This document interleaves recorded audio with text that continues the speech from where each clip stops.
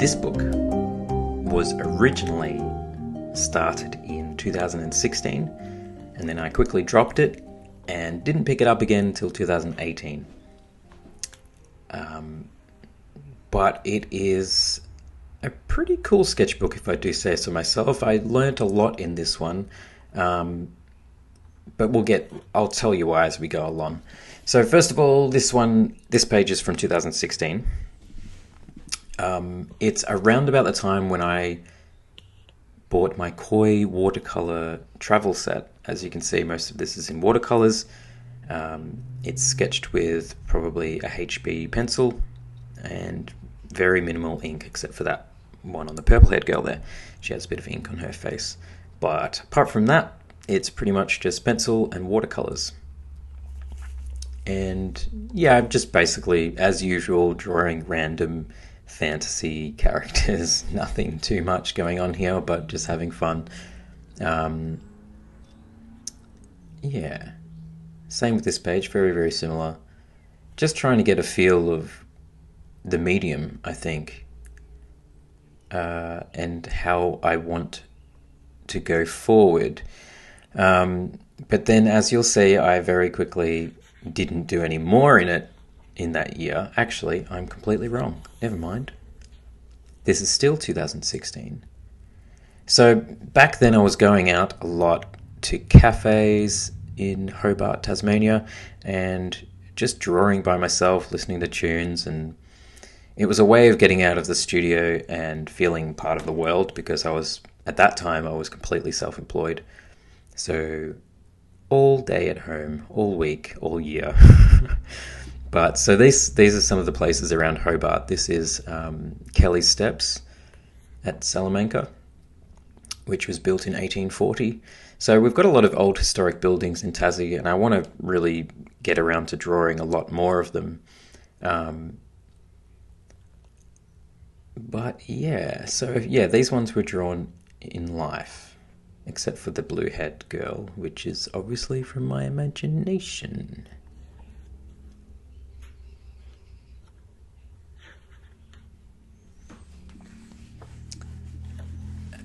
What can I say about this? Well, sometimes I like to just A, draw demons, because why not? And B, I kind of like to give myself a little bit of a pep talk every now and then.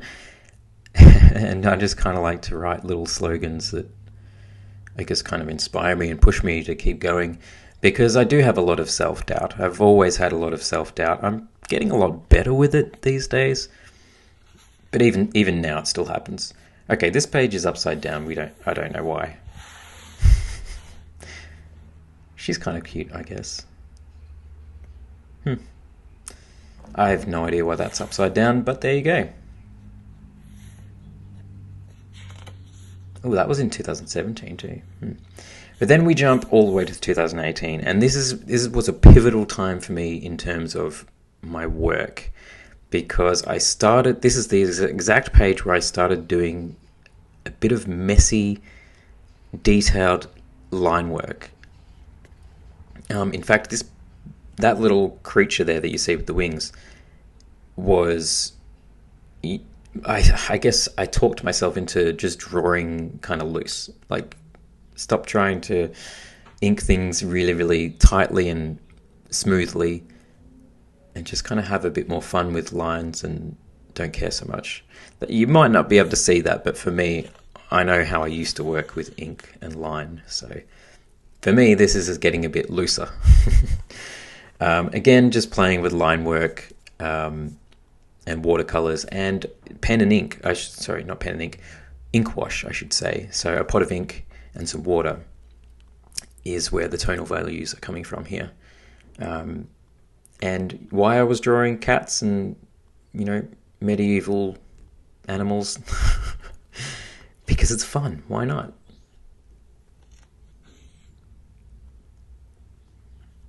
So yeah, as soon as I started drawing with this detailed line work, I just couldn't stop, and I still haven't stopped. So this is still from 2 years ago, and I just fell in love with the aesthetic And it's kind of hypnotizing when you really start getting into just adding little lines and the flow of lines. And yeah, I like lines. What can I say?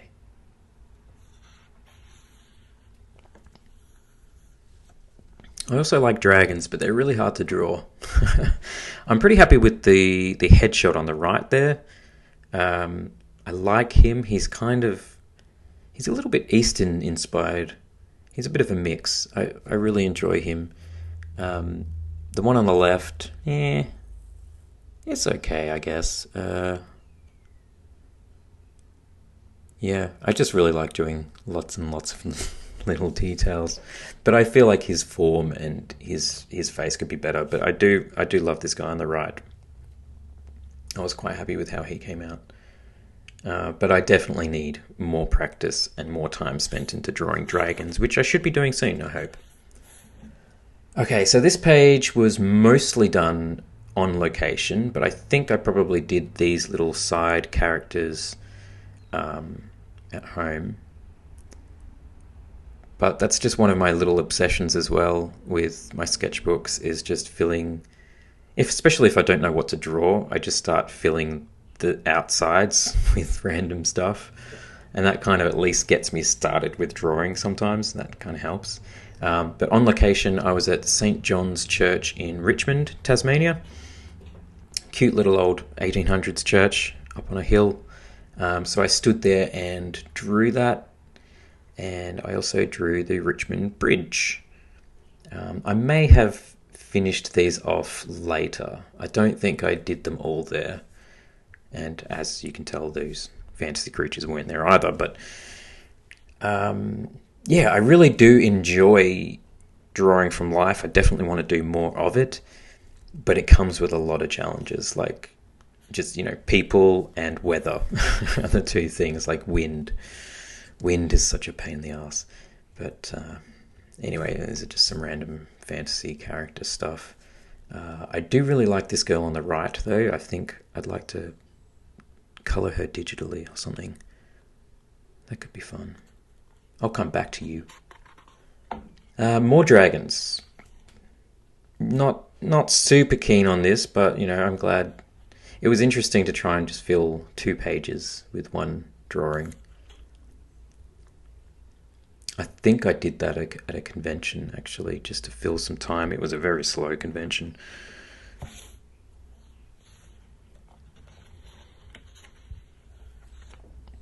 Now, this page has a bit of a backstory. I'm going to try and explain it.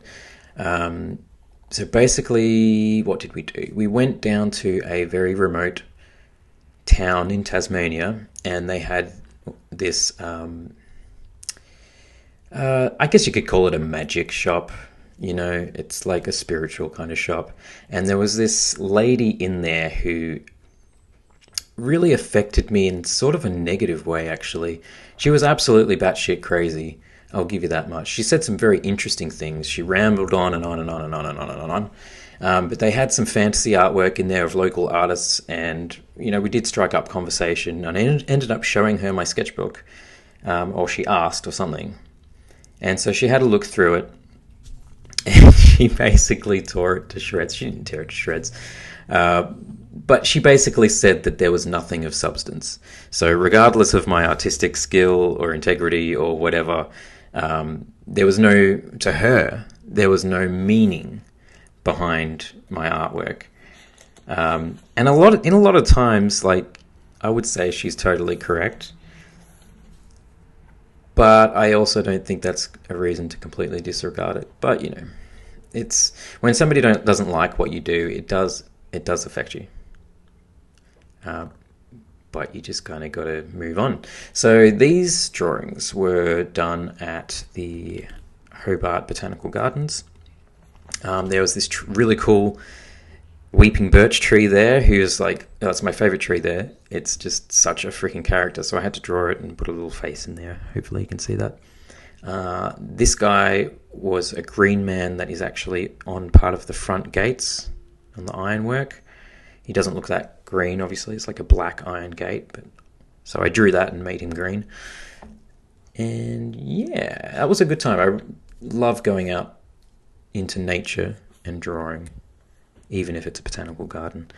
So yeah, this is a giant with two of my characters, really, really small here, interacting. I really want to draw my own graphic novel, as most of you know. So just drawing like my characters in a scene or in a scenario just kind of really gets me excited and pushes me towards doing that. The two characters on the top left there that I skimmed over, they were from The Wheel of Time. These are just some random pencil sketches that I didn't really like, and some fawn kind of characters. It's pretty self-explanatory. I don't have much to say about them. Now these are some character studies for the story that I'm working on. Again, I don't want to go into too much detail because I don't want to ruin it just yet. But if you follow my work, you've probably seen me draw these characters quite a lot. Hopefully I can get to telling their story at some point. 2019 goals, sketchbook, 60-page full color. I did that. The other things I didn't do. That always happens, but it helps to write down your goals. More sketches that are never finished. Somebody was complaining on my last sketchbook video that there wasn't enough sketches. Everything's finished. Well, there you go. Sometimes there are sketches, and sometimes there isn't. So these are the enamel pin designs that I was hoping to do. Just another idea that got lost in the winds of time. But I like that one on the top left. That was cool. Some of them are pretty average. I don't know, it seemed like everybody was making enamel pins at one point. I'd still like to do them eventually. Now, that comes to basically the end of the video, because the rest of the book I can't show you. Up until that point, I was just drawing random stuff, and then I decided in this book I'm going to write my story, which I could do a whole video about that. But basically, in a nutshell, I made a new schedule of getting up at 5 a.m. every morning and writing a small part of my story. So that's basically what the rest of the sketchbook is filled with. But anyway, that comes to the end of the video. I really hope you enjoyed this quick little sneak peek of one of my sketchbooks.